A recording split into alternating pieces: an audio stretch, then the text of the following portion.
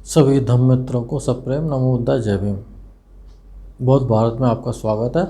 संयुक्त निकाय भाग 1 का द्वितीय वर्ग में अब ये 10वां सूत्र है, द्वितीय अपुत्तक सूत्र। कंजूसी त्याग करे पुण्य करे। श्रावस्ती में तब कौशल राज प्रसेनजित दोपहरिये में जहाँ भगवान थे वहाँ आया और भगवान का अभिवादन कर एक ओर बैठ गया। एक ओर बैठे कौशल राज प्रसेनजित को भगवान ने कहा, महाराज इस दोपहरिये में भला आप कहाँ से आ रहे हैं? बनते वह श्रावस्ती का सेठ, वो इस सेठ के बारे में ही ये दूसरा सूत्र है जो 100 कितनी अशरफियाँ थी, 80 लाख अशरफियाँ। यहाँ पर 100 लाख अशरफियाँ रुपयों की तो बात ही क्या। और जैसे उनका जो रहन सहन था सेठ का, वो सब उन्होंने बता दिया।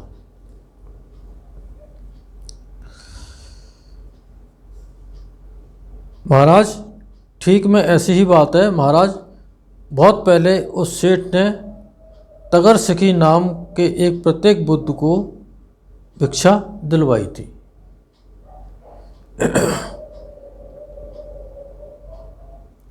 तगर सिखी नाम के एक प्रत्येक बुद्ध थे, उनको उन्होंने भिक्षा दिलवाई थी।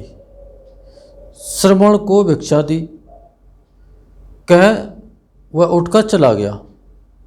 बाद में उसे पश्चाताप होने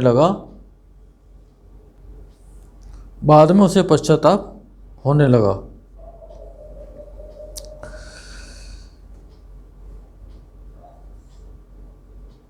अच्छा होता कि नौकर चाकर ही भिक्षा में दिए गए इस अन्न को खाते। यानी कि प्रत्येक बुद्ध और भिक्षुओं को भोजन जो दिया उसका भी उन्हें मलाल आया कि अच्छा होता कि इस भिक्षा में दिए गए अन्न को और ये नौकर चाकर हैं वही खा लेते। इसके अलावे उसने धन के लिए अपने भाई के इकलौते पुत्र की हत्या कर डाली। ऐसा किया था उसने। महाराज उस सेठ ने तगर सिखी नाम के प्रत्येक बुद्ध को जो भिक्षा दिलवाई थी, उसका पुण्य के फलस्वरूप उसने 7 बार स्वर्ग में जन्म लेकर सुगति पाई। उस पुण्य के क्षीण हो जाने पर उसने 7 बार इसी श्रावस्ती में सेठाई की। 7 बार श्रावस्ती में सेठ बना। महाराज भिक्षा देने के बाद उसे जो पश्चाताप हुआ था, अच्छा होता कि नौकर चाकर ही भिक्षा में दिए गए अन्न को खाते, ये पश्चाताप जो उसको हुआ था, उसी के फलस्वरूप उसका चित्त अच्छे अच्छे भोजनों की ओर नहीं झुकता है, अच्छे अच्छे वस्त्रों की ओर नहीं झुकता, अच्छी अच्छी सवारियों की ओर नहीं झुकता है, अच्छे अच्छे 5 काम गुणों की ओर नहीं झुकता है।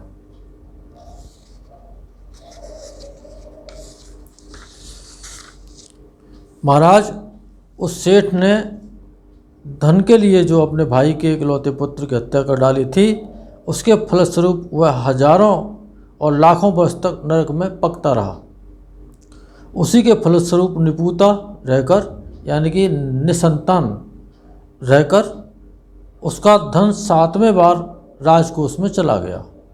महाराज उस सेठ का पुण्य समाप्त हो गया है और नया भी कुछ संचित नहीं है।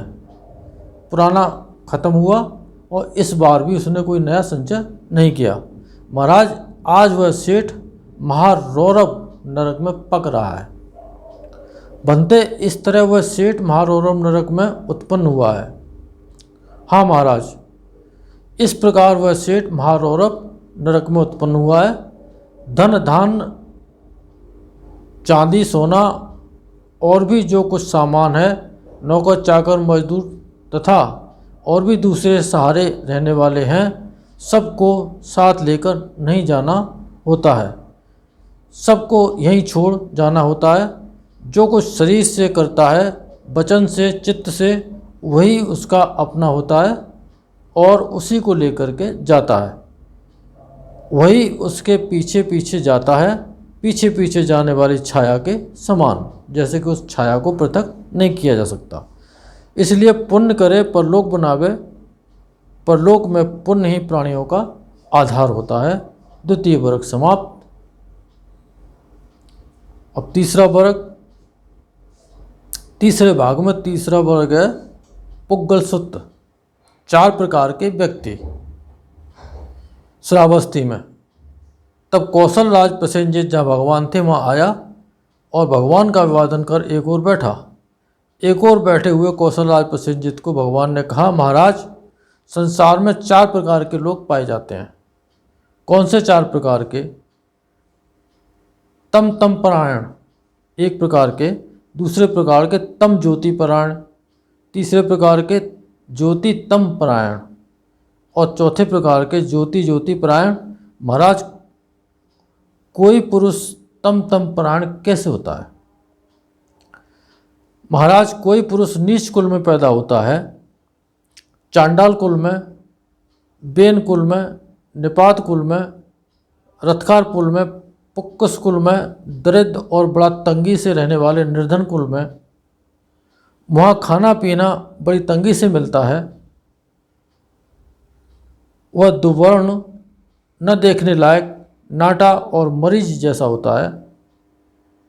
वह काना, लूला, लंगड़ा या लूंज होता है। उसे अन्न पान वस्त्र सवारी माला गंध विलेपन सैया घर प्रदीप कुछ प्राप्त नहीं होता है। वह शरीर से दुराचरण करता है, वचन से दुराचरण करता है, मन से दुराचरण करता है। इन दुराचरण के कारण यहाँ से मरने पर अपाय और बड़ी दुर्गति में जाता है। महाराज, जैसे कोई पुरुष एक अंधकार से निकल दूसरे अंधकार में पड़ता है, इस तम से निकलकर दूसरे तम में पड़ता है। एक खून के मल से निकलकर दूसरे में पड़ता है, वैसे ही गति इस पुरुष की होती है। महाराज, ऐसे ही कोई पुरुष तम तम परायण होता है, यानी कि अंधेरे से अंधेरे की ओर जाने वाला। महाराज, कोई पुरुष तम ज्योति प्राण कैसे होता है, यानी कि अंधेरे से उजाले की तरफ जाने वाला। महाराज, कोई पुरुष नीच कुल में पैदा होता है और उसको वहाँ पर कोई भोग प्राप्त नहीं होते हैं। और जो पीछे जो व्याख्या की है नीच कुल की, दुवर्ण, न देखने के लायक, नाटा, तंगी से रहने वाला, इस तरह का होता है, ऐसे कुल में पैदा होता है। वह शरीर से सदाचार करता है, यानी ऐसे कुल में पैदा होकर के भी वो ठीक ठीक काम करता है। वचन से सदाचार करता, किसी को गाली नहीं देता मैले मन से, और किसी को कोसता नहीं है। मन से सदाचार करता है। इन सदाचार के कारण यहाँ से मरने पर स्वर्ग में उत्पन्न हो सुगति प्राप्त करता है, यानी कि वो देवलोकों में चला जाता है। महाराज, जैसे कोई पुरुष जमीन से खाट पर चढ़ जाए और खाट से घोड़े की पीठ पर चढ़ जाए, घोड़े की पीठ से हाथी पर, हाथी के ओहदे पर, हाथी के ओहदे से महल पर, वैसी ही इस पुरुष की बात है, वैसी ही बात इस पुरुष की है। महाराज, इसी प्रकार कोई पुरुष तम ज्योति प्राण होता है, अंधेरे से उजाले की तरफ गया हुआ होता है। महाराज, कोई पुरुष ज्योति तम प्राण कैसे होता है? महाराज, कोई पुरुष ऊंचे कुल में उत्पन्न होता है, ऊंचे क्षत्रिय कुल, ब्राह्मण कुल, गृहपति कुल, धनाढ़ महाधन महाभोग वाले कुलों में पैदा होता है। वह सुंदर, दर्शनीय, साफ और बड़ा रूपवान होता है। अन्नपान और उन सब चीज़ों का उसको लाभ मिलता है। महाराज, वह शरीर से दुराचरण करता है, ऐसा तो उसको विरासत में मिल गया, अच्छा कुल मिल गया, पैसे वाला घर परिवार मिल गया, सब सुख सुविधाएं उसको मिल गई, अनाप शनाप खर्च करने के लिए मिल गया, लेकिन वो करता क्या है? शरीर से दुराचार करता है और मन से और वाणी से भी दुराचार करता है। इस दुराचार के कारण यहाँ से मरकर अपाय में पड़ दुर्गति को प्राप्त होता है। ये दुराचार ही हैं जो नरक लोकों में पहुँचा देते हैं और दुर्गति वहाँ पर उनकी होती है। महाराज, जैसे कोई पुरुष महल से हाथी के ओहदे पर उतर आवे, हाथी के ओहदे से घोड़े की पीठ पर उतर आवे, घोड़े की पीठ से खाट पर और खाट से जमीन पर और जमीन से अंधकार में, वैसी ही बात इस पुरुष की है। महाराज इसी तरह कोई पुरुष उजाले से अंधेरे की ओर गया हुआ होता है। महाराज कैसे कोई पुरुष ज्योति ज्योति प्राण होता है, उजाले से उजाले की ओर जाने वाला होता है, ये अंगुत्तर निकाय में भी इसका उल्लेख आया है। जब अंगुत्तर निकाय पढ़ेंगे तो वहाँ भी इसका विस्तार पूर्वक चर्चा हो जाएगी। महाराज कोई पुरुष ऊंचे कुल में उत्पन्न होता है और वहाँ उसको सारे लाभ सुलभ होते हैं, वह शरीर से सदाचार करता है, वाणी से सदाचार करता है और मन से सदाचार करता है, तो वो